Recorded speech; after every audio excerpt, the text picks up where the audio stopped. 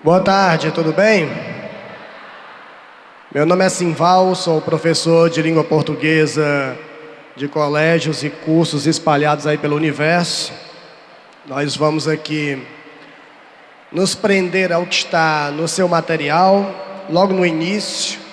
Vamos comentar, discutir, trazer aqui algumas informações sobre arte.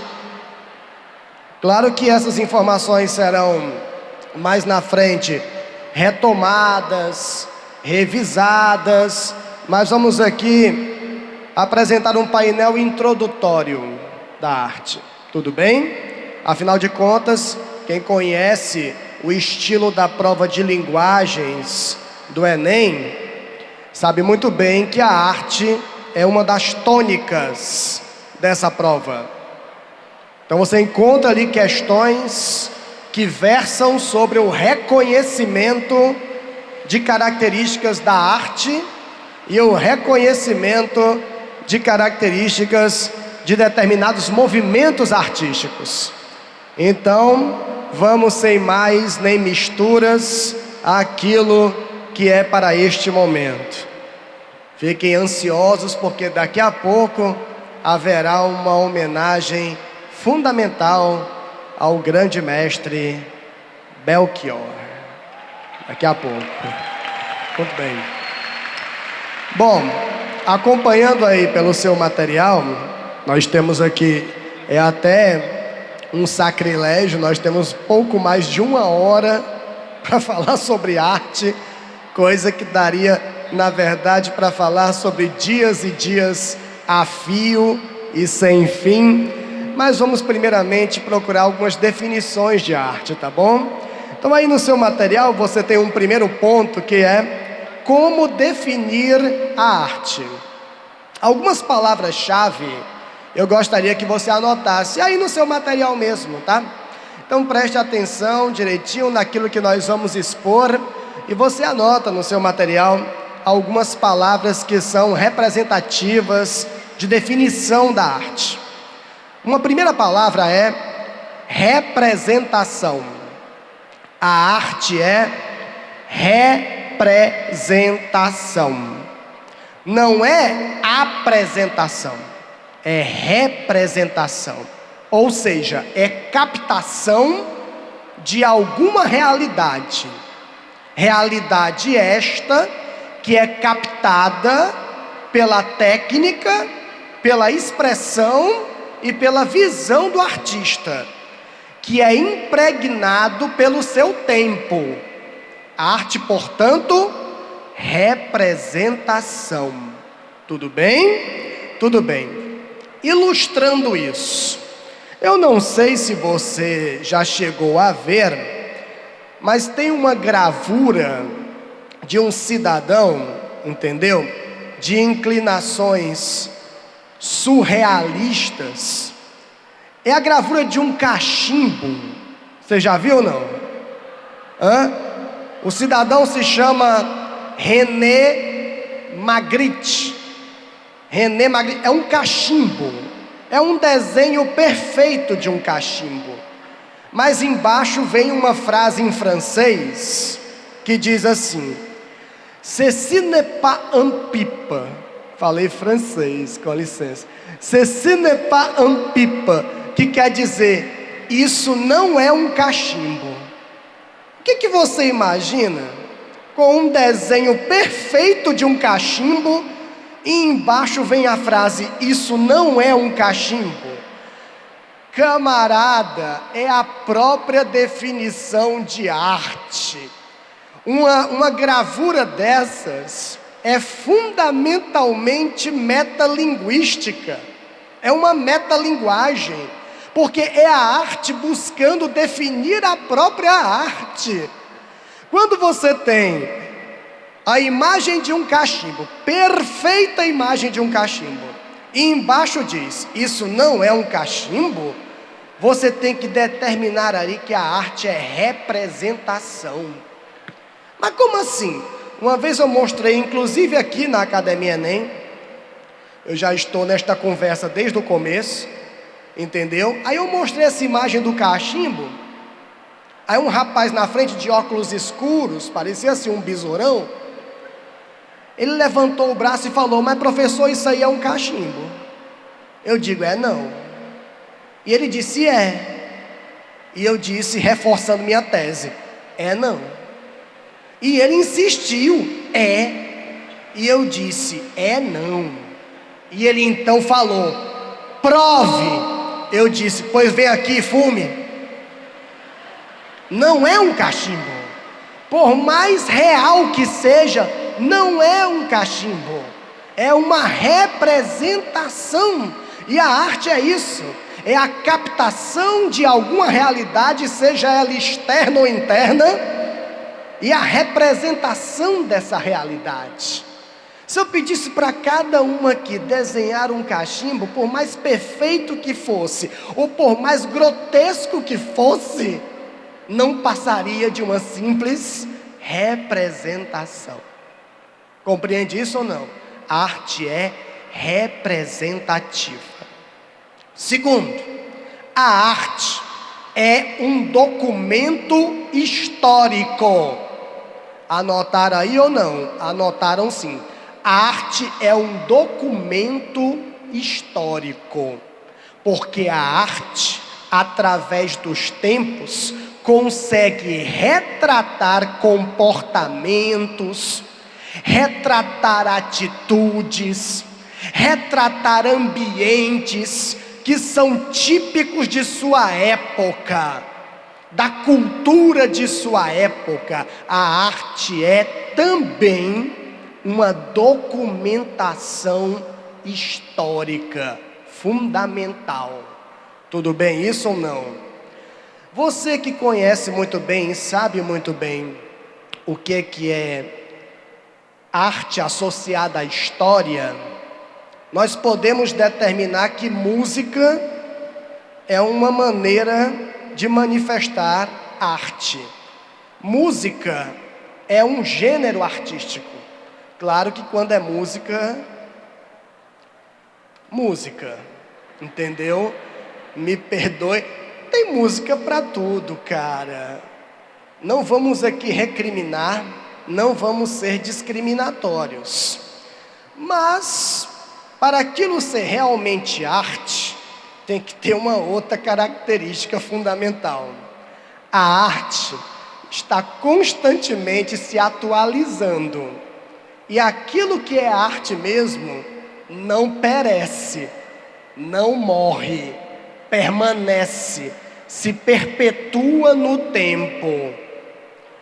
Você que busca, sei lá como, sei lá porquê, maneiras de se imortalizar, porque o ser humano é assim, o ser humano tem essa história de querer se imortalizar, entendeu?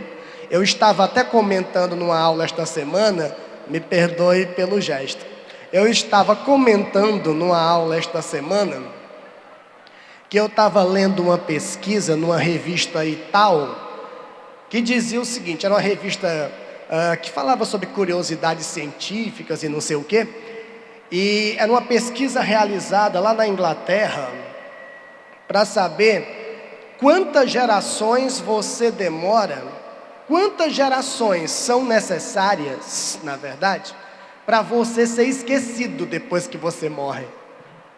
É interessante, uma pesquisa que foi feita durante alguns anos e chegaram à conclusão de que o ser humano é esquecido, em geral, em torno de 2 gerações após a sua morte. Você morre, seus filhos lembram você. Agora seus netos vão lembrar você vagamente. Os filhos dos seus netos não sabem mais nem quem você é. Aí você morre, porque morrer é ser esquecido. Morrer é ser esquecido. Então, o que é arte se eterniza. Você quer se eternizar? Faça a arte. Se tivesse alguém aqui pintando um quadro deste momento, com todas essas pessoas e as suas carinhas reflexivas olhando para mim, pintando um quadro, vai que amanhã acontece o Armagedon, apocalipse. Bum, acabou-se o mundo, já não era sem tempo. Aí daqui a 500 anos, os poucos sobreviventes vão escavar aqui a região e encontram esse quadro.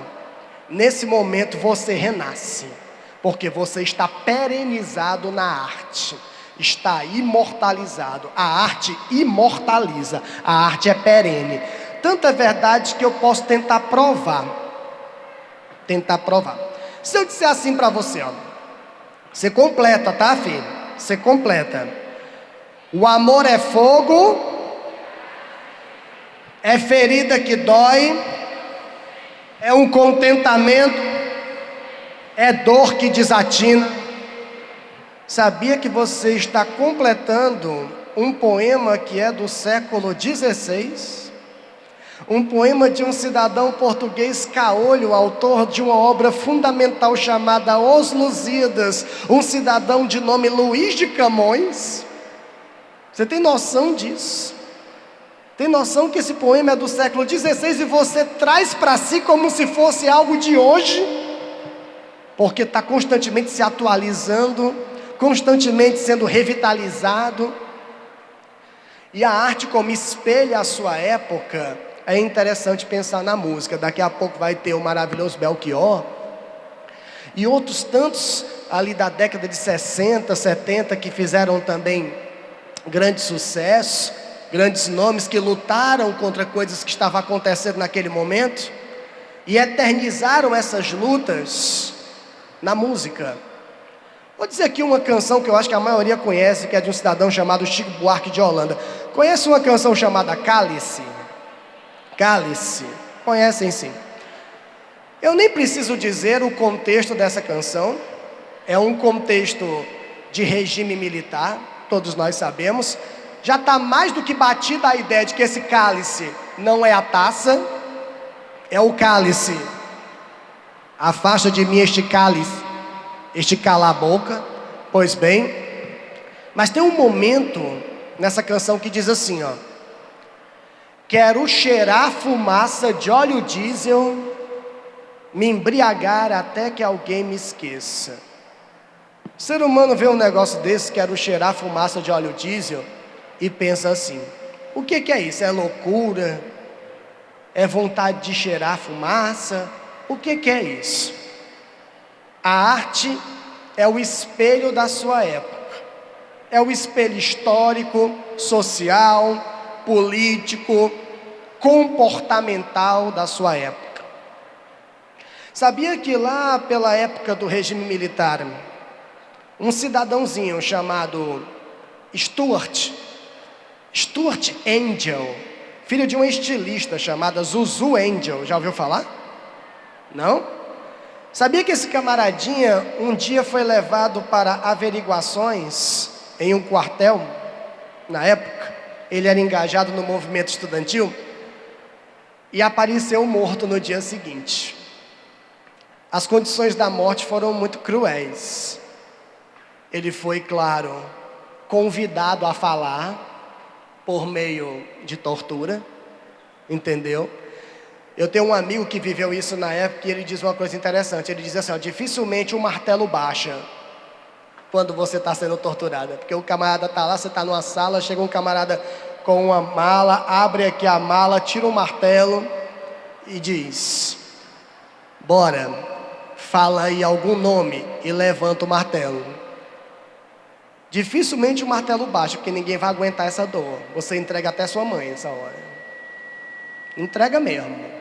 Como diria a música, na tortura toda carne se trai. Tá entendendo? Mas aí, esse Stuart Angel foi torturado. De manhã cedo, foi levado para o pátio do quartel. Tiraram a roupa do cara, amarraram o camarada num jipe e saíram arrastando pelo pátio do quartel. Ficou em carne viva. Quando terminou essa sessão, foram olhar e o camarada estava vivo. Sabe como foi que ele morreu mesmo? Pegaram a cabeça dele, ordenaram que pusesse no cano de escapamento do jipe. E alguém disse: acelera. Aceleraram e ele morreu assim, asfixiado com a fumaça que saía do cano de escapamento. E que fumaça é essa, chapa? Fumaça de óleo diesel. Aí você entende por que que na letra de Cálice tem: quero cheirar fumaça de óleo diesel, me embriagar até que alguém me esqueça. Porque se é para cheirar isso, que eu faça porque eu quero, porque isso é liberdade. Quando alguém me impõe, já não é. Veja como a arte espelha o seu momento.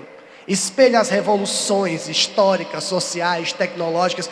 Espelha também tudo aquilo que é tradicional, convencional, aquilo que não muda. Mas a arte está constantemente se atualizando e se renovando. Para mostrar como é que isso funciona numa questão, eu queria convidar você aí no seu material a perceber uma questão que está aí, pode ser? Uma questãozinha para você me responder. A questão está na página 15 do seu maravilhoso material. Eu sei que o material está sendo usado agora para algo muito precioso, que é se abanar, mas por favor, dê um tempinho na abanação, página 15. Aí lá na página 15 você tem a questão 1 dos exercícios complementares. Tá vendo? Questão 1, exercícios complementares. Encontrou? Encontrou. Então você tem aí uma pintura, não tem? A imagem de uma pintura? Tem sim. Vamos ler essa pintura. Quais são os elementos que estão aí presentes?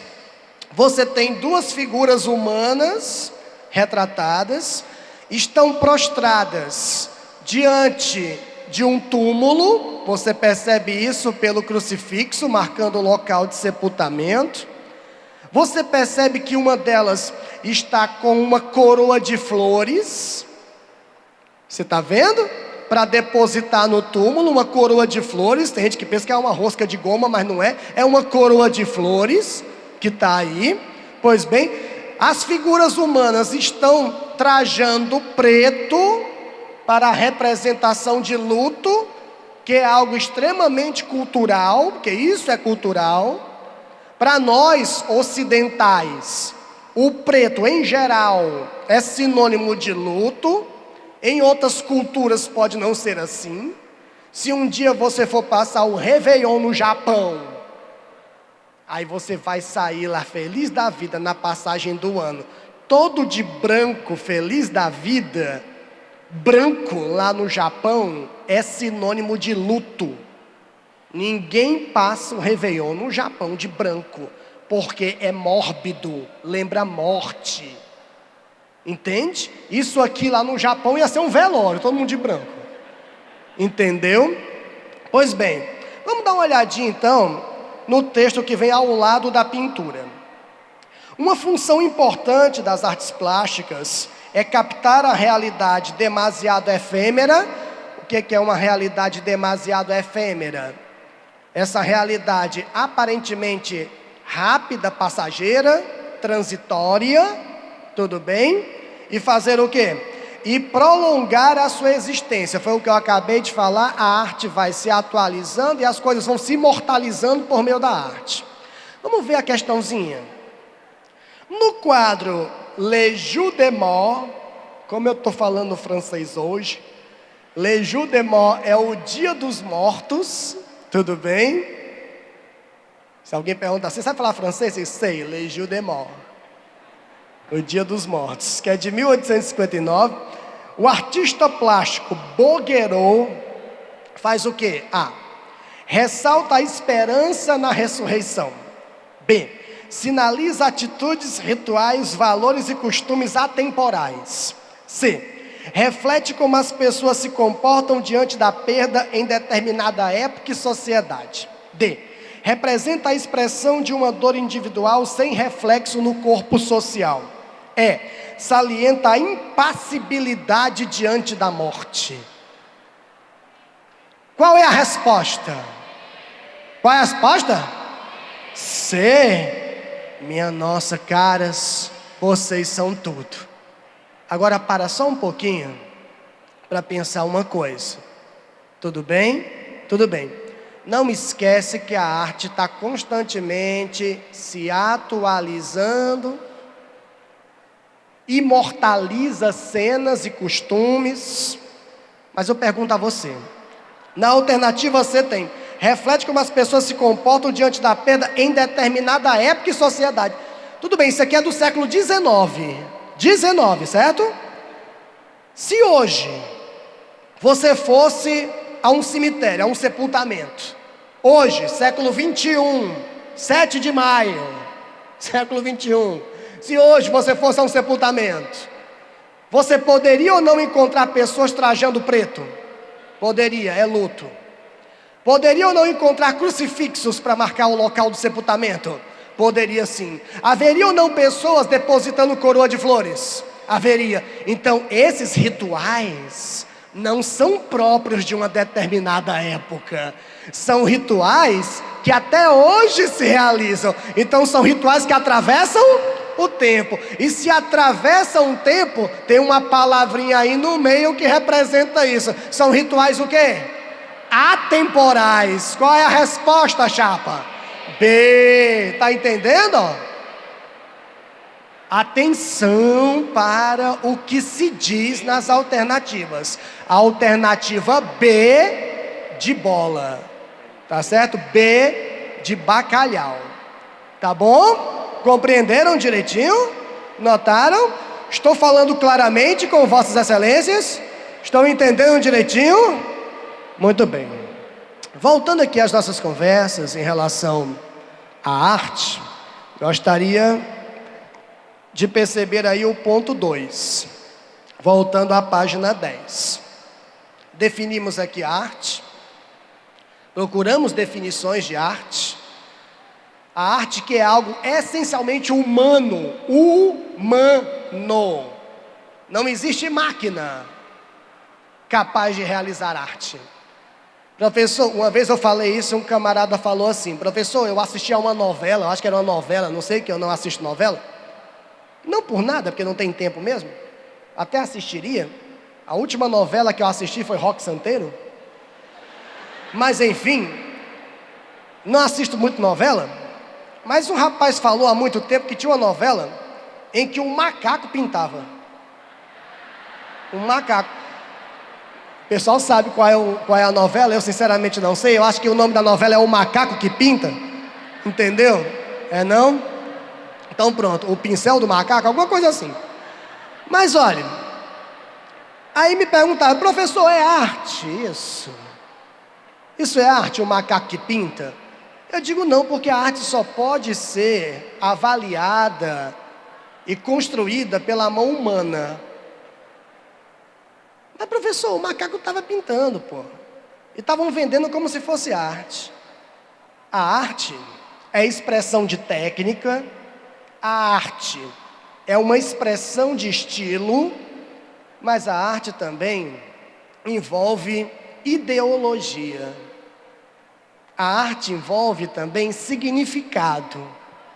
Se eu botar um pincel amarrado no rabo de um cachorro, pegar ali alguma tinta, botar nesse pincel, encostar ali uma tela, e enquanto o cachorro abana o rabo, sair riscando a tela, isso é arte? Não. Mas se eu conseguir, de alguma maneira, fazer as pessoas acreditarem que aquilo ali significa alguma coisa, esse significado é que transforma aquilo em arte. Mas para dar significado, o cachorro não pode fazer isso. O que dá significado é a consciência e a percepção humanas.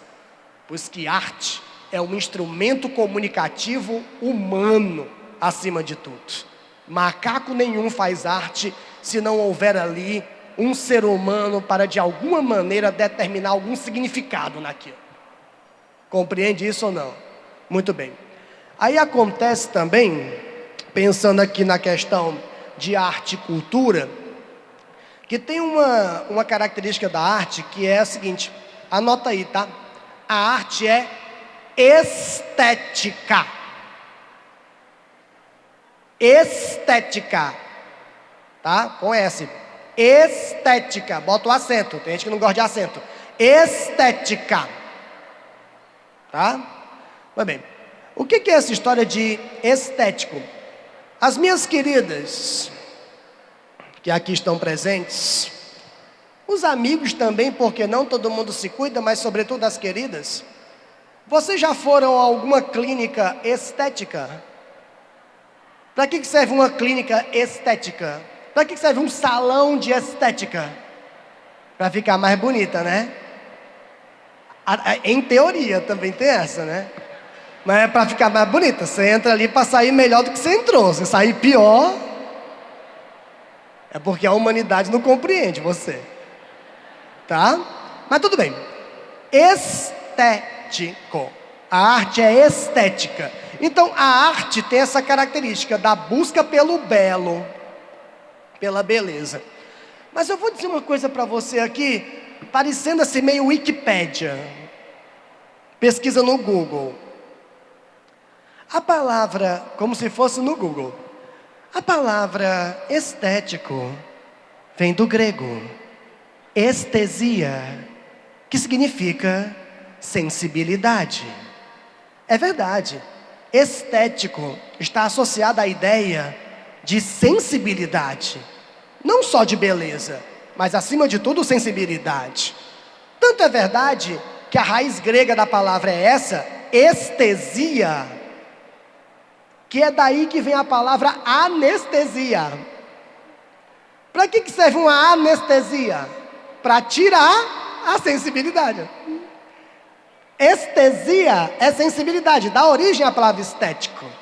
Aí você compreende uma coisa interessante da arte. Você compreende uma coisa interessante. Você pega, por exemplo, a escultura que está aí, ó, na página 10. Davi de Michelangelo. Tá vendo? Que beleza, hein? Isso é feito em mármore, chapa. Mármore, isso é pedra. Mas veja os detalhes da anatomia, da perfeição do corpo masculino. Perceba cada detalhe aí esculpido na pedra. Isso é mármore. É ou não é belo? É belo. Você queria ou não ter na sua casa? Queria sim. Entendeu? Queria, porque estando lá tu estava rico, porra, que isso aqui vale milhões. Aliás, não tem nem preço, né? Isso aqui não tem preço. Isso aqui pertence a você. A gente que não sabe, pertence a você. Isso aqui é patrimônio da humanidade. Se um dia isso aqui fosse vendido, você tinha que ter uma parte. Se um dia isso aqui fosse vendido por, sei lá, trilhões, zilhões, quatrilhões, quinquilhões, você tinha que ganhar pelo menos 10 centavos, porque é seu também. Agora, você já viu, deixa eu ver se tem aqui. Você já viu essa pintura que está aqui, ó? Essa que está bem aqui na página 13. Já viu? É de um cidadão chamado Edvard Munch. Edvard Munch. Deixa eu botar aqui, tem aqui nos slides. Olha, tá passando. Olha o cubismo, daqui a pouco eu falo de cubismo para você. Tá passando. Tá indo. Olha o Salvador Dalí. Vamos lá, daqui a pouco a gente fala do cara. E vai ver tudo isso aí, coisa linda, maravilhosa, decente. Isso aqui é uma exposição ao ar livre, ao futurismo, que esculhambação. Entendeu? Mas vamos só botar aqui, para você dar uma olhadinha, que vai aparecer. Se não aparecer, apareceu. O Grito, 1893, Edvard Munch. Tá vendo ou não? Tá enxergando direitinho? Tá aí o Grito. Me diga, compare o Grito, isso aí, com a escultura de Davi de Michelangelo. Qual das duas é bela? A escultura ou essa pintura? Qual das duas é estética? Meu filho, desde ser besta, na hora que alguém perguntar isso para você, que já é uma pergunta besta, você fala assim: as duas são belas. A questão é, são conceitos diferentes de beleza. Mas nem tudo é belo nesse mundo, meu chapa. Tá vendo aí? Eu sei que é pecado, mas dá uma vontade de dizer, se batesse, né? Pelo amor de Deus. Não é não? Um filho da mãe desses que tá parecendo que tá numa corrida de Fórmula 1. Deixa pra lá. Pois bem. Bom, voltando aqui aos nossos conceitos, tá? O conceito de beleza na arte é muito relativo, porque a beleza não está na coisa. A beleza está nos olhos de quem contempla a coisa, porque beleza não é concreto, beleza é abstrato, é uma abstração. Compreende isso ou não? Compreende sim. Então veja, eu falando sobre isso num determinado momento de aula, sobre arte, aí tinha um senhorzinho assim na frente que ele falou assim: professor, eu fui a uma exposição lá no Rio Grande do Norte, paguei R$ 5, ele chamou a atenção para os R$ 5. Paguei R$ 5 para entrar. Quando eu entro, a primeira coisa que eu vejo é uma obra de arte, que eles estavam chamando de arte, que eram várias privadas, e dentro os negocinhos para simular cocô. Aí ele, professor, eu fiquei tão revoltado, que eu saí de lá gritando, xingando, dizia que ia chamar o Procon, porque eu queria meus R$ 5 de volta. Eu digo, meu amigo, tenha calma, porque a arte nesse momento atingiu o seu objetivo.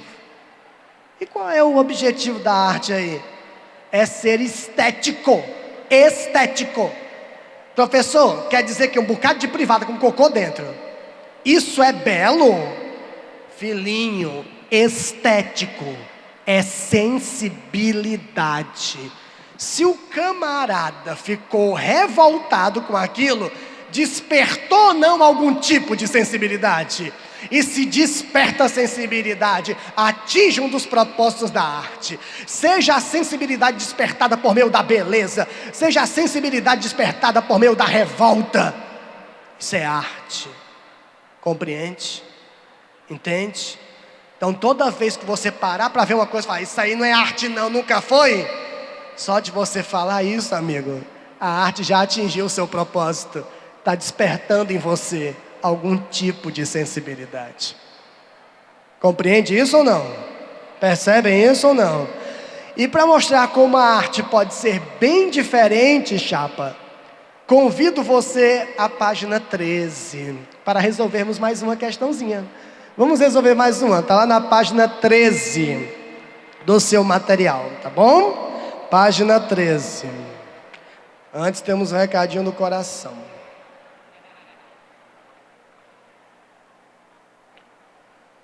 Sim, aqui está perguntando se essa estátua pode ser associada a uma questão hedônica, né? Do hedonismo do Renascimento. Eu acho que está muito mais relacionada à ideia antropocentrista, né? Entendeu? Porque é a busca pela forma perfeita do corpo humano, né? Não tem assim, usou aqui a palavra, a pessoa, né? Usou a palavra hedonismo, e hedonismo é muito mais um culto ao prazer, né? Entendeu? E como você tem uma estátua aqui atrás, eu estou falando da estátua Davi de Michelangelo, a pergunta foi sobre ela. Como você tem aí uma estátua que tem um estudo anatômico perfeito para a apresentação e expressão das formas perfeitas do corpo humano masculino, está muito mais ligada a essa ideia antropocentrista, ou seja, o homem e a busca pela forma perfeita do corpo humano, o homem como centro científico, cultural, enfim, o homem como centro das coisas. Tudo bem? Tudo bem. Vamos lá para a questãozinha. A questão é a 4. Questão 4, da página 13, tá bom? Uma questão retirada de uma prova do próprio Enem. Olha só como trata de arte, vamos lá. Observe a obra Objeto Cinético. Cinético com C. Lembra o quê?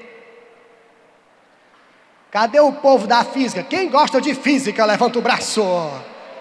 Muito bem. Metade da população brasileira, cara. Cinético, com C, lembra o quê? Movimento, muito bem. Então, a arte cinética de um cidadão chamado Abraham Palatnik, que apesar do nome, é brasileiro. Botaram aqui é uma redação, para corrigir, não, né? Corrigir, viu? Você está arrasando. Evite a vida? Ah, não, arte e vida. Você vai querer evite a vida, você vai morra, né? Arte e vida. E ainda pensa em tirar a arte do ensino básico, né? Meu filho, pode tirar de onde for, chapa. Não tirando da gente. Arrasou, show. Sou da área de educação física. Parabéns, querida. Daqui a pouco você vai subir aqui para dar uns exercícios aqui para a gente fazer. Tá ali ela, quem fez foi ela. Vamos lá. Abraham Palatnik, já falei. Tá aí o objeto, ó, objeto cinético, tá vendo? Ó? Você tá vendo o objeto? Pessoal, o que é um objeto cinético? Me dá uma coisa para eu lembrar. Você lembra a abertura das Olimpíadas aqui no Brasil? Lembra? Aquela coisa maravilhosa que foi. Você lembra que tinha um objeto lá que parecia um sol, que ficava se mexendo lá no estádio olímpico?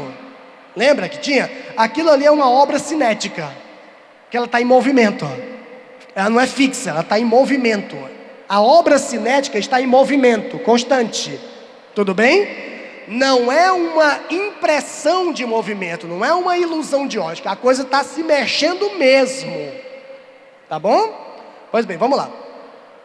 A arte cinética desenvolveu-se a partir de um interesse do artista plástico pela criação de objetos que se moviam por meio de motores ou outros recursos mecânicos. A obra Objeto Cinético do artista plástico brasileiro Abraham Palatnik, pioneiro da arte cinética, faz o quê? A. É uma arte do espaço e da luz. B. Muda com o tempo, pois produz movimento. C. Capta e dissemina a luz em suas ondulações. D. É assim denominada, pois explora efeitos retinianos. E. Explora o quanto a luz pode ser usada para criar movimento. Qual é a resposta? Qual é? Aí, amigo, você percebe? Professor, eu tenho que saber o que diabo é arte cinética para fazer a prova do Enem? Não, tem que ter o mínimo de conceito de arte, tem que saber que a arte está constantemente se renovando e pode ser apresentada das formas mais extraordinárias possíveis, e tem que saber ler, que a resposta está aí. Quando fala assim, ó, efeito de luz, quando diz explora efeitos retinianos, o que é um efeito retiniano?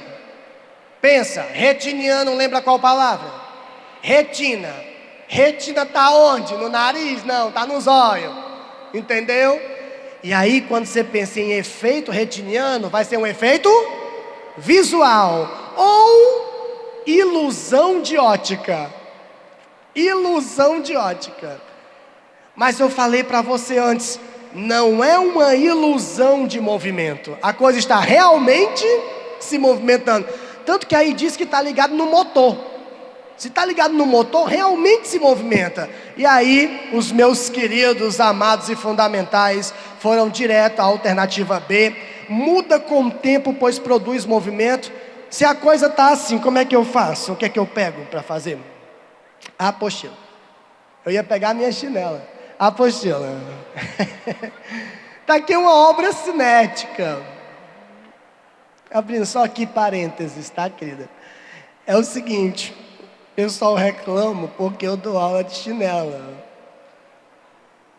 Eu falei, chapa, presta atenção no que eu tenho aqui, não no que eu tenho aqui. Tá bom? Aqui, ó. Deixa de ser besta. Hoje é domingo, Miss Praia, cara. Ei, tá aqui um objeto cinético, ó. Ele tá se mexendo, ó. Ó, se mexendo. Ele tá assim, ó. Então ele está mudando com o tempo, ó. Porque ele tá em constante movimento, entendeu? Ó, você está, eu estou numa exposição de obra de arte cinética, eu e minha amiga. Estamos na exposição. Aí, ó, olha, vamos ver o objeto. Aí algum abestado chama a gente. Ei, aí eu olho, isso aqui está se mexendo, ó. O que foi? Nada não. Não dá raiva quando alguém faz isso, né? Ei, nada não, né? Tem a raiva. Eu digo, meu filho, eu estou apreciando a obra, caçamba. Mudou, porque está em movimento. Está vendo, pô? Então, a resposta está mais do que clara na alternativa B. Na alternativa B. Tudo bem isso ou não? Tudo bem. Queridos, estão compreendendo direitinho? Estão percebendo direitinho? Viram a resposta direitinho na alternativa B? Viram sim. Bom, discutindo um pouquinho aqui do ponto 3, as utilidades da arte. Para que serve a arte? A arte é um instrumento histórico, a arte é um instrumento estético, a arte é um instrumento técnico, porque envolve a técnica do artista, envolve a técnica que está ali sendo mais utilizada na sua época. Mas não esqueça uma coisa também, que a arte é social, tá? A arte também tem uma função social muito grande. Vocês compreendem a literatura como arte, não? Claro que sim. A poesia é arte ou não? É. Vocês conhecem um poeta chamado Vinícius de Moraes? Vocês conseguiriam me dizer numa palavra, assim, o que é que você pensa que seria o principal da obra de Vinícius de Moraes? Sim, qual palavra? Mulher. Ele gosta muito de falar casou 9 vezes. Vinícius casou 9. Então ele falava muito das suas paixões, seus amores e tal. Aí um dia ele foi criticado. Criticaram Vinícius de Moraes, porque ele estava falando muito de sentimentalidade numa época, isso que década de 50, 40, 50, 60, numa época de muitas atrocidades no mundo, numa época de conflitos, de guerra, de miséria, de problemáticas sociais. Como é que vai falar de amor? Aí o Vinícius elaborou um poeminha assim, ó. Ao ver uma rosa branca, o poeta disse: que linda, cantarei sua beleza como ninguém nunca ainda. Qual não foi sua surpresa ao ver a sua oração, a rosa branca e ficando rubra, vermelha, de indignação? Que foi? Balbuciou o poeta. Disse a rosa: calhorda que és, para de olhar para cima, mira o que tens a teus pés. E o poeta viu uma criança, suja, esquálida, andrajosa, comendo um torrão da terra que dera existência à rosa. A arte tem uma função social fundamental. A arte é uma lâmpada acesa em uma sala escura. Uma das funções da arte também é denunciar o real. Compreende isso ou não? Muito bem. Lá no ponto 4, você tem formas de como a arte pode se apresentar, e aí você tem algumas: arquitetura, artes cênicas, arte digital, que é bem mais moderna, as artes plásticas em geral, cinema, dança, desenho, escultura, grafite, que é arte, tá? É uma forma de expressão artística, fotografia, literatura, música, pintura, poesia, enfim, são formas de manifestação artística. A arte pode se manifestar dentro de várias instrumentações. História em quadrinhos pode ser arte, tatuagem pode ser arte. Está entendendo? Dependendo, claro, das intencionalidades. Agora, quando a gente pensa na forma da arte, basicamente eu gostaria que você opusesse, que você colocasse uma contra a outra. Anota 2 palavrinhas, por favor. Arte figurativa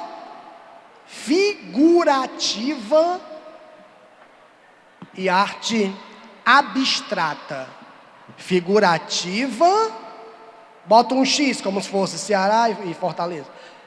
Figurativa, X, abstrata.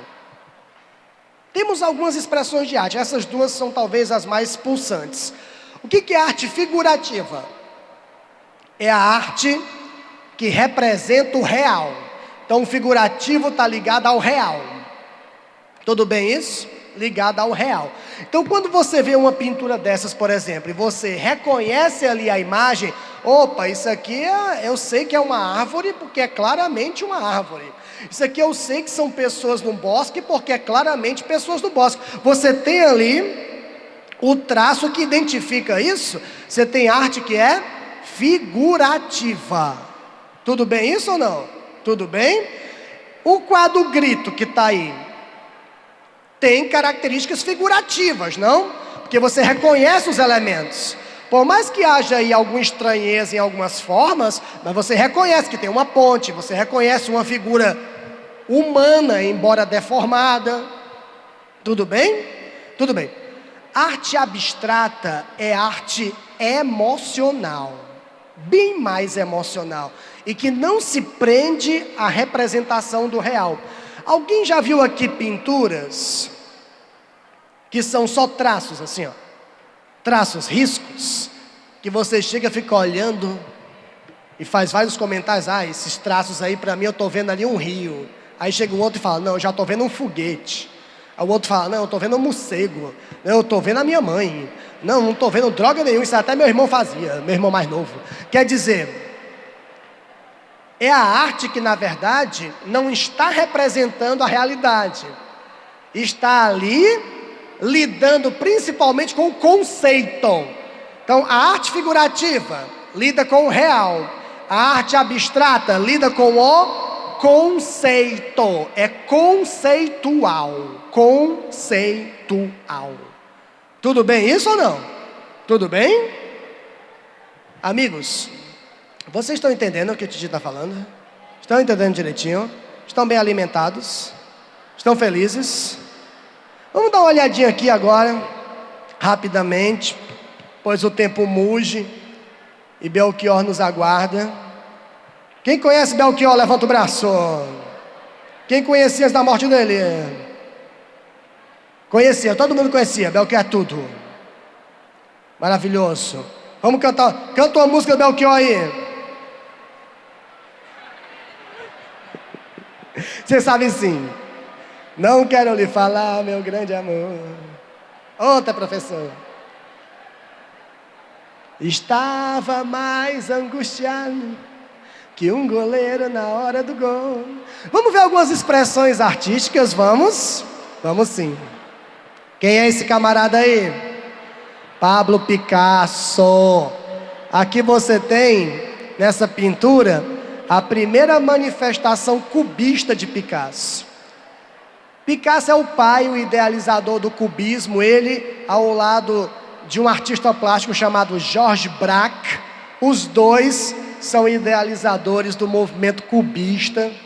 Picasso, que é espanhol, maravilhoso, e que traz para a sua pintura traços bem diferenciados, porque são traços geométricos, são traços deformizantes, são traços retilíneos, traços que mostram uma deformidade nas figuras, mostrando que não só as cores podem ser expressivas numa pintura, mas também o traço pode ser expressivo, o volume pode ser expressivo. E uma coisa interessante, aqui nessa pintura você tem uma das influências de Picasso. Picasso, quando conheceu a cultura africana, ficou encantado. Encantado principalmente com as máscaras africanas. Máscaras africanas que não tinham a preocupação de representar o rosto humano de uma maneira real, convencional. Máscaras africanas alongadas, meio deformadas, mas que eram muito expressivas pelo seu tamanho e pelo seu volume. Olha a cara aí de uma das figuras que está aí. Está vendo a cara de uma dessas figuras? Tem uma máscara africana no rosto dela. Está vendo a outra que está? Tem uma que está sentada, tem outra que está em pé. Você está vendo as máscaras africanas? Máscara Africana influenciou Picasso na elaboração dos seus traços.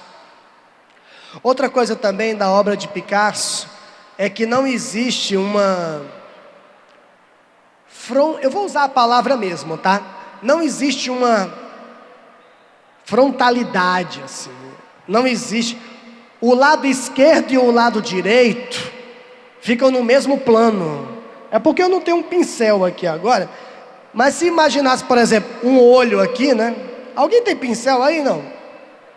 Pincel? Eu sou professor, tenho que estar com o pincel na mão para fazer as coisas. Quem que tem? Você tem pincel, amiga? Tirou da escola, hein? Gaiata, por isso que eu não tinha na aula. Traz, colega, rapidinho, correndo. Isso. Como é seu nome, querido? Carla. Como? Carla. Karen? Carla. Carla, uma salva de palmas. O pincel da Carla não risca, o carro do meu ódio. Olha só. Carla, eu fiz a pergunta errada, né? Quem tem pincel, ela tinha, só não tem a tinta. Eu devia ter perguntado quem tem tinta no pincel. Oh, minha Nossa Senhora. Mas vamos lá. Imagina que aqui tem um olho nessa droga. E aí, ó, o olho que tá... Tem outro pincel? Carla, é tu que tá com os pincel tudinho da escola. Quero mais não, cara. Devolve pra Carla, filha, isso aqui. Carla é aquela ali, ó. Carla, pega o teu outro pincel, filha. Aqui. Essa porra. Vou fazer aqui agora, não tô nem aí. Onde é que tem a folha de redação?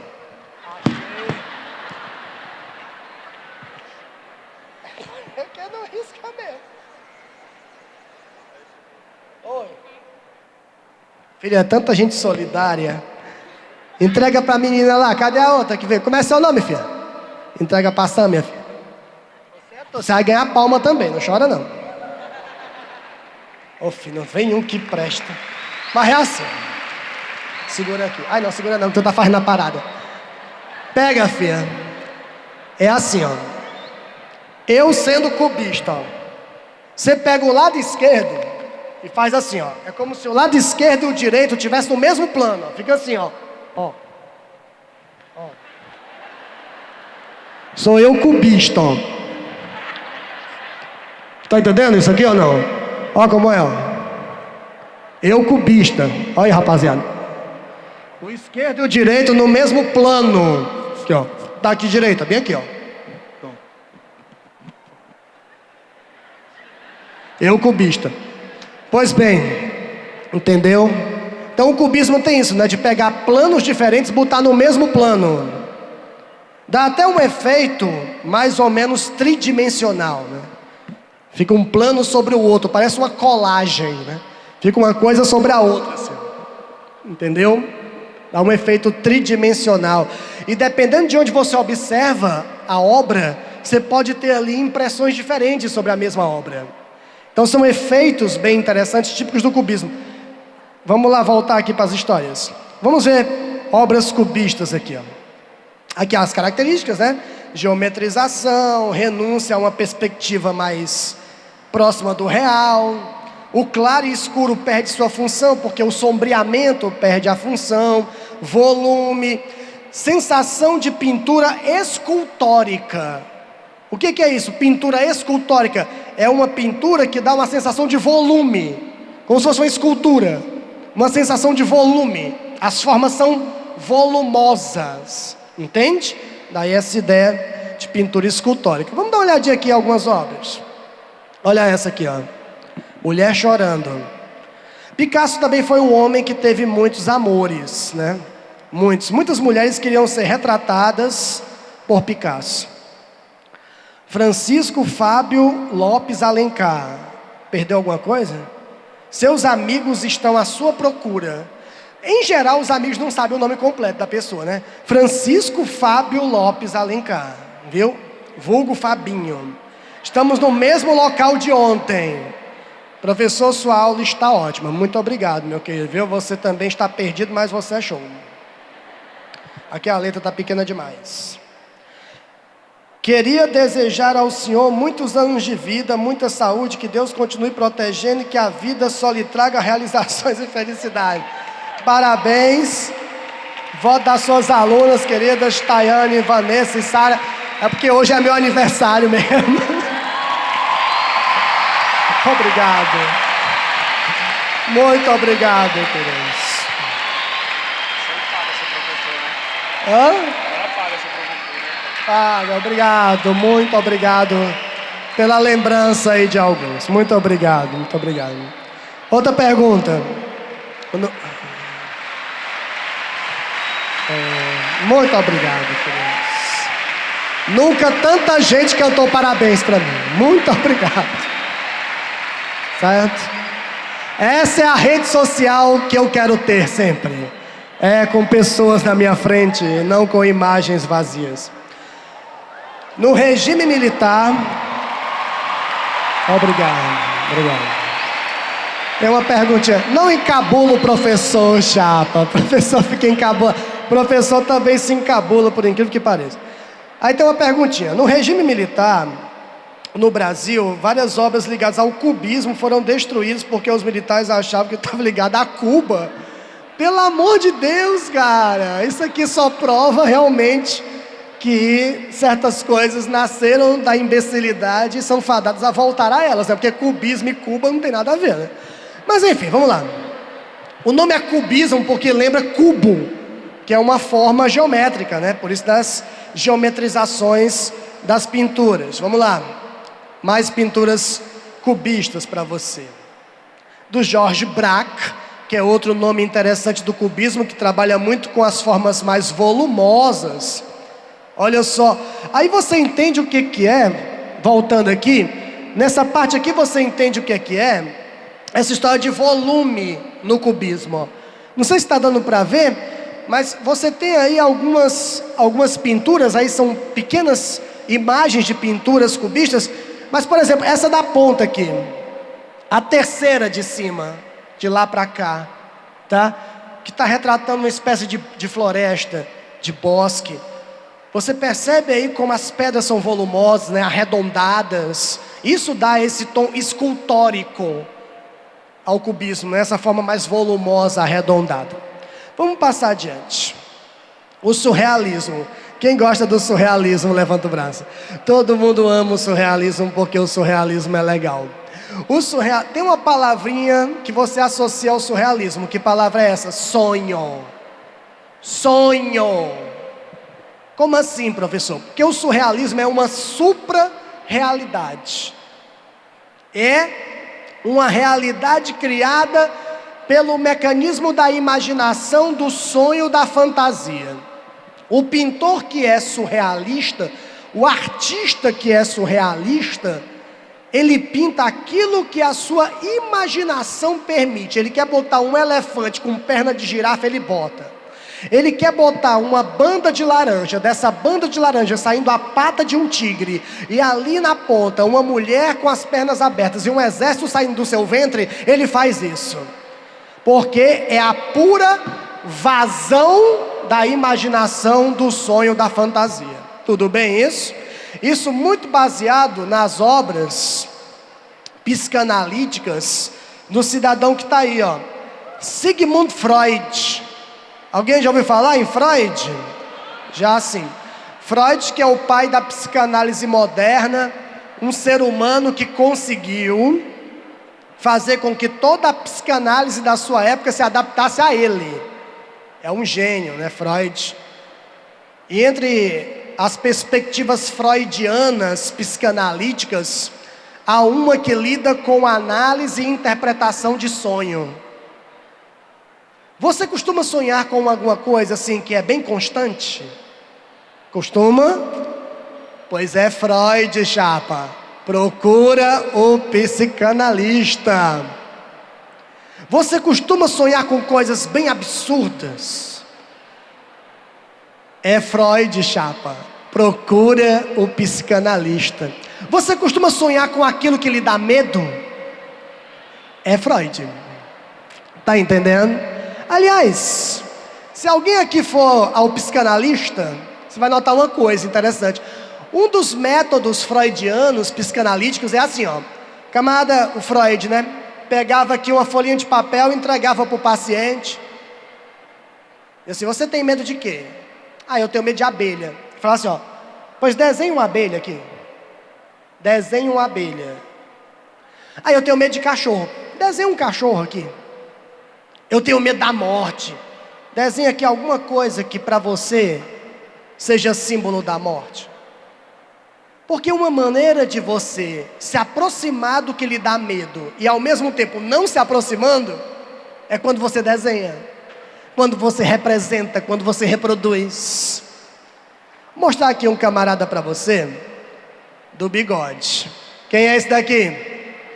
Salvador Dalí é uma grande expressão do surrealismo espanhol também, entendeu? E eu vou mostrar aqui algumas de suas obras. O Sono. Essa aqui é uma das mais conhecidas, chama-se A Persistência da Memória. Eu vou te dar umas informações aqui interessantes. Não sei se você está vendo. Está vendo aquele primeiro relógio que está derretido? Está vendo que tem um trocinho em cima dele? Não. Tem um insetozinho em cima dele? Sabe que inseto é esse? É um gafanhoto. Você sabia que Salvador Dalí tinha pavor de gafanhoto? Por isso que ele pintou, ó. É freudiano, é psicanalítico, ó. Sabia que Salvador Dalí tinha medo de formiga? Ele não podia ver formiga, corria. Tá vendo um reloginho que tá bem pra cá, ó? Bem na ponta aqui de baixo. Tá vendo? Vermelha, como se fosse um relógio fechado. Tá vendo lá? Tem um bocado de pontinho em cima, sabe o que é isso? Formiga. Ele pintou formiga, porque tem medo. Vou te convidar aqui na apostila. Desenhei aqui meu olho na folha de redação. Convidar aqui na apostila a uma questãozinha. Olha só. Na página 12, por favor. Bota na página 12. Página 12. Questão 1 dos exercícios de aprendizagem. Olha o que é que vem aí, ó. Encontraram? Todas as manhãs, quando acordo, experimento um prazer supremo, o de ser Salvador Dalí. Uma pessoa que fala isso, é uma pessoa que não gosta muito de si mesmo? Mentira, é uma pessoa extremamente o quê? Vaidosa. Salvador Dalí era muito vaidoso, gostava de tirar foto. Tu viu a foto dele aí? Gostava de tirar foto, gostava dele mesmo, ele se achava legal. Tem alguém que é vaidoso aí? Claro que tem. Claro que tem. Me diz aí um dos principais medos de quem é vaidoso. Bora, fala. Ficar velho. Ou seja, o tempo. Aí você nessa hora começa a pensar: ah, é por isso que quando eu vejo pintura de Salvador Dalí, muitas pinturas que ele compôs representam relógios, representam o tempo, porque ele é vaidoso, e quem é vaidoso tem medo da passagem do tempo. Compreende isso? Ó? Olha como é uma arte psicanalítica. Olha que é uma arte imaginativa, de sonho, que foge, extrapola os limites da realidade, como você tem aqui com esses relógios retorcidos. Ei, qual é a palavrinha que define o surrealismo que eu falei? Sonho. Vamos resolver a questão. Assim escreveu o pintor dos relógios moles e das girafas em chamas, em 1931. Esse artista excêntrico deu apoio ao general Franco durante a Guerra Civil Espanhola e por esse motivo foi afastado do movimento surrealista pelo seu líder, André Breton. Dessa forma, Dalí criou seu próprio estilo, baseado na interpretação de sonhos e nos estudos de Sigmund Freud, denominado método de interpretação paranoico. Esse método era constituído por textos visuais que demonstram imagens: A, do fantástico; B, do onírico; C, da linha inflexível da razão; D, do reflexo, que apesar do termo paranoico possui sobriedade e elegância. E, da expressão e intensidade entre o consciente e a liberdade. Essa questão é do próprio Enem. Questãozinha louca, né? Mas testa muito é o seu vocabulário. Palavrinha que define o surrealismo. Qual é a palavra? Entre as alternativas existe uma que é relativa a sonho. Qual é? Onírico. O perfil surrealista é um perfil onírico, porque está associado a todo o perfil caótico, supra-real, que é típico do sonho. Compreende isso ou não? Então, se é para tratar sobre surrealismo, estamos tratando sobre um perfil que é onírico. Onírico quer dizer de sonho. Tudo bem isso? Se você vive num mundo onírico, você vive num mundo de sonho. Tá legal? A resposta está na alternativa B, de Baião de 2. Compreenderam? É porque eu não almocei. Compreenderam direitinho? Perceberam? Vamos passar adiante. Estou esperando uma surpresa quando chegar em casa. O almoço feito. Olha outra obra, Galáxia das Esferas. Uma coisa interessante do surrealismo, que vocês vão saber agora e pouca gente sabe, você não vai contar para ninguém. O surrealismo, a pintura técnica surrealista, lida muito também com a percepção visual. Ou seja, você tem algumas obras surrealistas que lidam com ilusão de ótica, efeitos visuais. Aqui gera um efeito visual muito interessante, né, com essas esferas todas. Vamos lá. Outra, olha essa. O nome dessa obra é Sonho Causado pelo Voo de uma Abelha em torno de uma romã 1 segundo antes do despertar. Ei, professor, tem mulher pelada? Tem. Uma característica principalmente do surrealismo de Salvador Dalí é a sensualidade. A sensualidade está bem presente nas obras de Salvador Dalí. Olha essa. Bonita essa, hein? Imaginativa, criativa, imagética. A outra. Se passar é tudo. Passou. Olha só, o elefante, no lugar da sua tromba, um instrumento musical. E pode, para o surrealismo pode tudo. Ilusão de ótica. O que é que você está vendo aí? Consegue ver um rosto? Consegue? Pois faça assim para ver o rosto. Agora faça assim, que é melhor desse lado. Tá vendo o rosto deitado? Tá vendo sim, ilusão de ótica. E aqui? Tá vendo, ó, uma mulher encostada à banqueta, tá vendo a mulher? Ó o braço dela, tem o rosto dela lá em cima, tá vendo? Ilusão de ótica. Tá vendo sim a mulher aí encostada? Tá vendo ou não tá? Tá vendo? Olha a outra que não tá vendo, tá ali o rosto dela lá em cima. Tem os seios aqui no meio, o braço dela aqui, ó, na banqueta. Tá vendo? Pois tá vendo sim. Olha isso daqui. É bem caótico, né? Imagens bem desordenadas, mas muito expressivo. Olha esse. Olha a girafa em chama lá atrás, ó. A girafa pegando fogo. Salvador Dalí é muito reconhecido por isso, né? Pelos relógios moles e pelas girafas em chamas. O futurismo. O futurismo nasce por uma exaltação da modernidade, da técnica e da máquina. Você imagina, por exemplo, um ser humano, esse aqui, ó. Esse cara é o idealizador do Manifesto Futurista, em 1909. É um italiano chamado Filippo Marinetti. Ele tinha inclinações ideológicas muito estranhas, né? Ele acreditava, por exemplo, que a guerra era o único instrumento capaz de fazer a humanidade se modernizar, né? Era um camarada que acreditava, por exemplo, que a humanidade deveria passar por uma higienização social.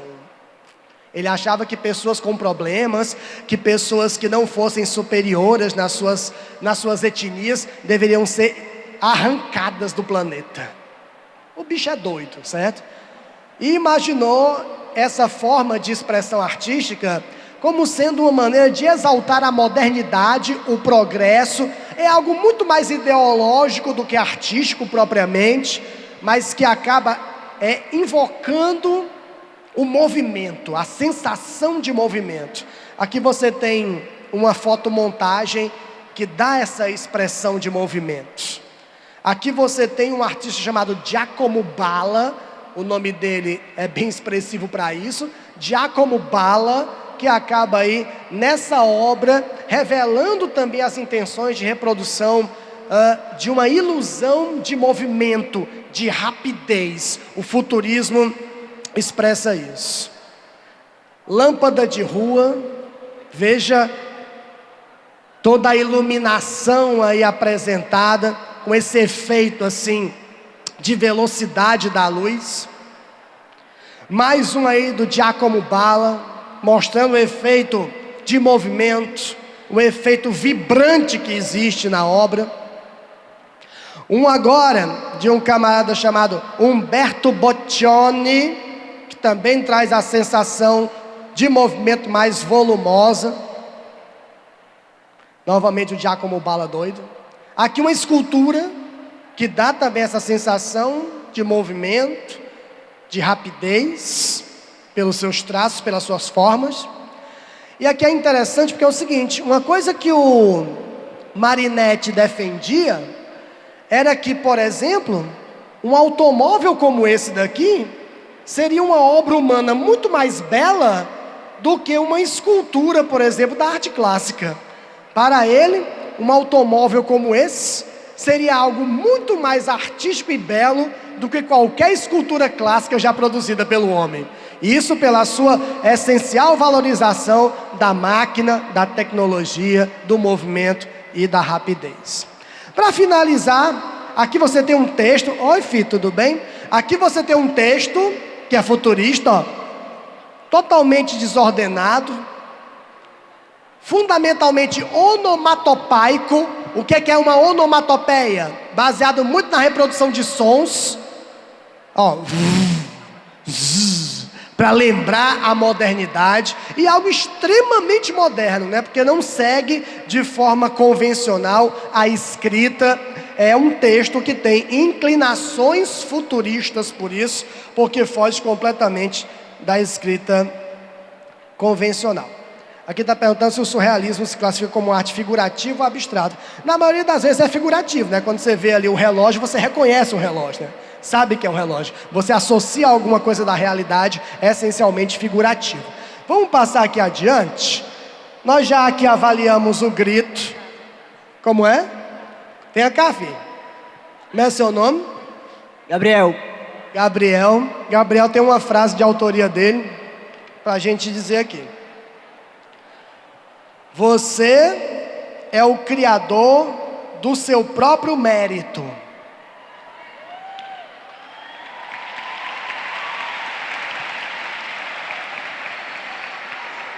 Sinceramente, colega, vale a pena ler isso aqui, ó? Vale não, chapa, ó, leve a mal não. Você depois vem aqui ler você mesmo. Muito bem, bora lá. Não vou aqui fazer apologias políticas, não. Sim, passando aqui adiante. O expressionismo, algo bastante dramático, algo bastante emocional. Vou voltar lá para o grito para te mostrar. Olha o grito aqui.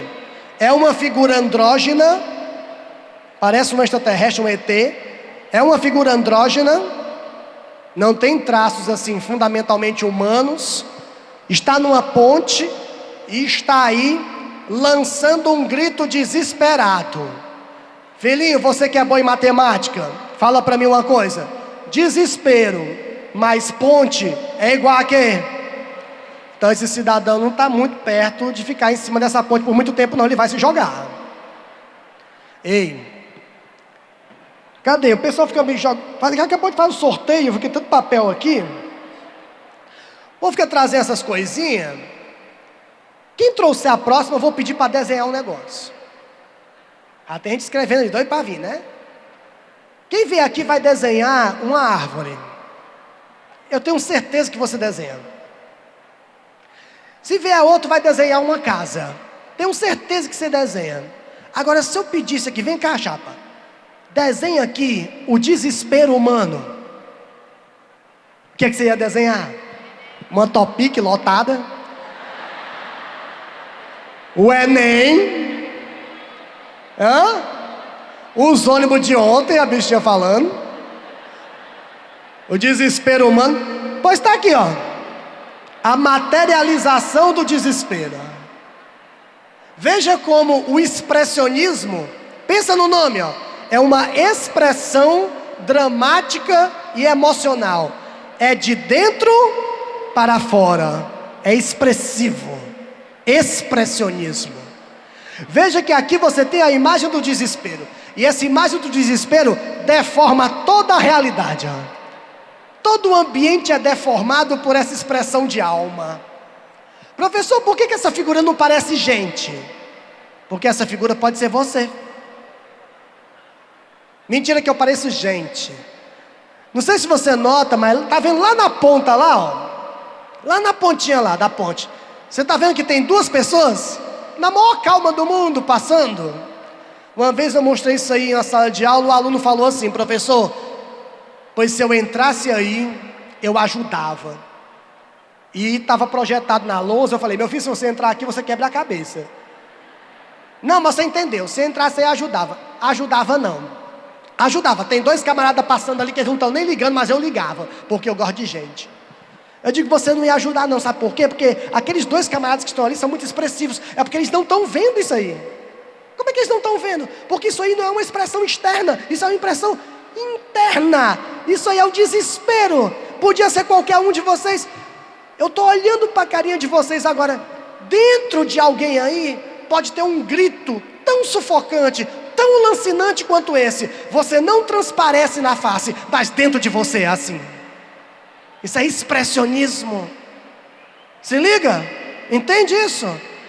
Pois bem, vamos passar aqui adiante. Coisa boa do expressionismo. Um nome interessante para guardar do expressionismo é Van Gogh. Vamos ver aqui um pouco do maravilhoso holandês Vincent van Gogh. Veja uma expressão mais social dele, ó, no início, mais sombrio, mais cinza, com a obra Os Comedores de Batatas. Quando ele vai para Paris e se encanta com a vida noturna parisiense, começa a pintar os cabarés de Paris, cores mais vibrantes. Aqui voltando, quando ele é influenciado pela gravura japonesa, com as cores e os detalhes dos traços. Aqui quando ele volta para o campo, volta ao ambiente rural e é impregnado por ele na sua obra. Aqui quando já está perto de cometer suicídio, porque ele morreu assim, e a sua expressão está mais emocional. Você pega uma pintura dessas, parece que a pessoa que pegou lá a espátula, o pincel, parece que fez com muita raiva. Veja como é uma pintura que traz os traços muito raivosos, desordenados, camada sobre camada. Parece que o camarada estava pintando assim, ó, tá com raiva, tá entendendo? E aí, amigo, características que são bem expressionistas também. Olha essa pintura para quem está fazendo aniversário hoje, é triste, porque é um velho de cabeça baixa, né? Mas aí não é só um velho de cabeça baixa, né, cara? O que é que isso representa? A solidão, o abandono, a angústia. Expressionismo materializa as dores humanas, as angústias existenciais. A solidão, ó. Pintar um quarto sem ninguém é a materialização da solidão. Bem ali na parede tem duas pinturas, uma delas é Van Gogh, né? Você está vendo, ele gostava de se pintar, o autorretrato. Olha só, os autorretratos de Van Gogh. É como se fosse selfie, né?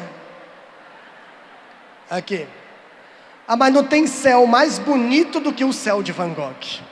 Não existe céu mais bonito, porque é um céu captado por uma expressão tão emocional, né? Esses espirais de Van Gogh são maravilhosos. Detalhe: pessoal, Van Gogh morreu rico, morreu pobre. Ele foi reconhecido? Não. O quadro mais caro que ele vendeu em vida foi por $1. Hoje, com $1, você não chega nem perto. Tá entendendo? Então, tá aí o segredo. Você pinta alguma coisa, quer que a coisa seja valiosa? Morra. Vamos lá.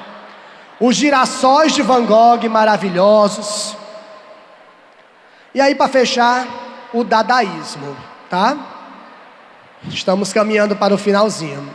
O dadaísmo nasceu de uma expressão muito crítica. Vamos criticar a arte. E para criticar a arte, vamos fazer o quê? Usar a própria arte para estabelecer essa crítica. Então o dadaísmo é uma espécie de anti-arte. Anti-arte. Um dos idealizadores do dadaísmo é um cidadão chamado Tristan Tzara, romeno. Ele chamou um bocado de gente para fazer uma apresentação do dadaísmo. Aí ele fez uma pergunta que eu vou fazer a vocês agora. Quando um recém-nascido faz assim, ó, dá. Deixa eu perguntar para minha amiga. Como é seu nome, querido? Adriele. Adriele, quando um recém-nascido faz dá, o que ele quer dizer? Ele tá pedindo alguma coisa. Olha, Adriele, intérprete de recém-nascido. Uma filha de uma... Sério? Quantos anos tem tua filha? 1 ano e 2 meses. Como é o nome dela? Adri Sorrana. Uma salva de palmas para a Adriele, sua filha. Muito bem. Olha, veja bem. A minha amiga Adriele interpreta bem a fala da sua filha, né? Ela faz dá, é porque ela quer pedir alguma coisa. Aí o Tristan Tzara fez essa pergunta: quando o recém-nascido faz dá, o que ele quer dizer? Aí um levantou o braço, tá com fome. Aí o outro, tá sujo, fez xixi. Aí o outro, tá com sono. Até que no final o Tristan Tzara disse assim, ó: sabe o que esse recém-nascido está dizendo com dá? Ele não está dizendo absolutamente nada. Você é quem pensa que ele está dizendo alguma coisa. E é assim que ele via a arte, porque era um crítico da arte. Ele via assim, ó, o mundo acontecendo tanta coisa louca, e o povo se preocupando com arte. A arte é uma forma de alienação. Então, para provar que ninguém entende o que é arte, eu vou fazer aqui qualquer coisa, do qualquer jeito. Vou dizer que é arte e vai ter abestado para bater palma, bata palma. Tá vendo? Entendeu? É desse jeito. Vamos dar uma olhadinha aqui, filho. Olha só. Willie Mays, do Marcel Duchamp. Marcel Duchamp é uma expressão maravilhosa, né? Trazendo aí uma arte essencialmente abstrata, porque na verdade isso aí é um pinicão, mas a intenção não é que isso seja um pinicão, isso é muito conceitual. E foi ele que fez, professor? Não, ele pegou uma coisa já feita e botou aí. E tá aí, o que importa não é a coisa, é o conceito. Daí ser abstrato, né? Esse Willie Mays é pegar uma coisa já feita, usar como objeto artístico, traduzir como objeto artístico. Olha só, isso aqui é uma obra de arte, ó. Vai dizer que você não tem em casa um banquinho e uma bicicleta. Olha isso aqui, ó. Obra de arte, ó. Ready-made, pré-fabricado. Pega a coisa já feita, associa de alguma maneira, estabelece um conceito e se cria arte. Vamos dizer que Marcel Duchamp seja o grande precursor da arte contemporânea, mais abstrata, né, utilizando esses objetos. Uma outra coisa interessante lá do dadaísmo é a paródia. Olha isso aí, ó. É uma paródia, ó. Pega a Mona Lisa e bota um bigodinho, tá vendo que tem um bigodinho? É uma paródia, utilizando aí uma obra clássica. E embaixo tem umas letrinhas, ó. L-H-O-O-Q, que seria em francês assim, né? L-H-O-O-Q. L-H-O-O-Q. Que formaria uma frase. E essa frase seria, traduzindo assim bem singelamente, ela tem fogo no rabo. Bem singelamente, né? Então uma grande crítica, o dadaísmo é uma grande crítica à arte, né? Ironizando, criticando e ao mesmo tempo criando uma nova forma de fazer arte, né? Que é bem interessante. Tudo bem isso? Só para descontrair, a arte depressão. Hoje eu acordei dadaísta, antipático, antipopular e antissocial. Tá tão quente que Salvador Dalí seria considerado realista. Entendeu? Que tá derretendo é tudo. Dormi de maquiagem, eu acordei cubista. Entendeu? Olha o grito aí, ó. Vote em mim, o camarada já não aguenta, meu Deus. Olha o Homer Simpson querendo também. E aqui a Mona Lisa e o grito, mas não aguenta mais esse grito. Assim como eu sei também, meus camaradas, que vocês estão todos para ouvir Belchior. Sejam felizes, tudo de bom e até a próxima, meus queridos. Tchau. Obrigado.